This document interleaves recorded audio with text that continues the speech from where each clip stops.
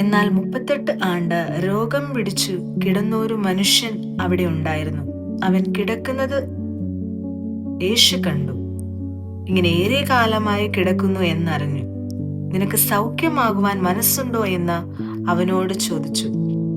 രോഗി യേശുവിനോട്, യജമാനനെ, വെള്ളം കലങ്ങുമ്പോൾ എന്നെ കുളത്തിൽ ആക്കുവാൻ എനിക്ക് ആരുമില്ല. ഞാൻ തന്നെ ചെല്ലുമ്പോൾ മറ്റൊരുത്തൻ എനിക്ക് മുമ്പായി ഇറങ്ങുന്നു എന്ന് ഉത്തരം പറഞ്ഞു. യേശു അവനോട്, എഴുന്നേറ്റ് നിന്റെ കിടക്ക എടുത്ത് നടക്ക എന്ന് പറഞ്ഞു. ഉടനെ ആ മനുഷ്യൻ സൗഖ്യമായി കിടക്കയെടുത്ത് നടന്നു. Praise the Lord. നമ്മുടെ ലൈഫിലും ചില വിഷയങ്ങൾ ഇങ്ങനെ വർഷങ്ങളായി കിടക്കുന്നുണ്ട് അല്ലെ?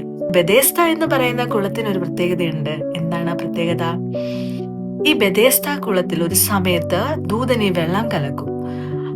ആ സമയത്ത് ആ വെള്ളത്തിൽ ആദ്യം ഇറങ്ങുന്ന വ്യക്തിക്ക് സൗഖ്യം പ്രാപിക്കും. 38 വർഷമായി ഈ വ്യക്തി സൗഖ്യം കാത്ത് കിടക്കുകയാണ്. ഈ വ്യക്തിയുടെ മനസ്സിൽ 2 കാര്യങ്ങളാണുള്ളത്. ഒന്ന്, എനിക്ക് ആരുമില്ല, എന്നെ കൊണ്ട് ഇത് അസാധ്യമാണ്. നിങ്ങളുടെ മനസ്സിലും ചില സാഹചര്യങ്ങൾ കടന്നു വരും. ഇതെന്നെ കൊണ്ട് അസാധ്യമാണ്, എന്നെ സഹായിക്കാൻ ആരുമില്ല എന്ന് നിങ്ങൾ ചിന്തിക്കുന്ന സാഹചര്യത്തിൽ കൂടെ വർഷങ്ങളായി നിങ്ങൾ കാത്തിരിക്കുന്ന വിഷയത്തിന്റെ മധ്യത്തിൽ ദൈവം ഇറങ്ങി വരും. വിശ്വസിക്കുക, ദൈവത്തിൽ വിശ്വസിക്കുക. നിങ്ങൾ അസാധ്യം എന്ന് പറയുന്ന കാര്യങ്ങളെ സാധ്യമാക്കുവാൻ ശക്തനായ ദൈവം നമ്മളോട് കൂടെയുണ്ട്.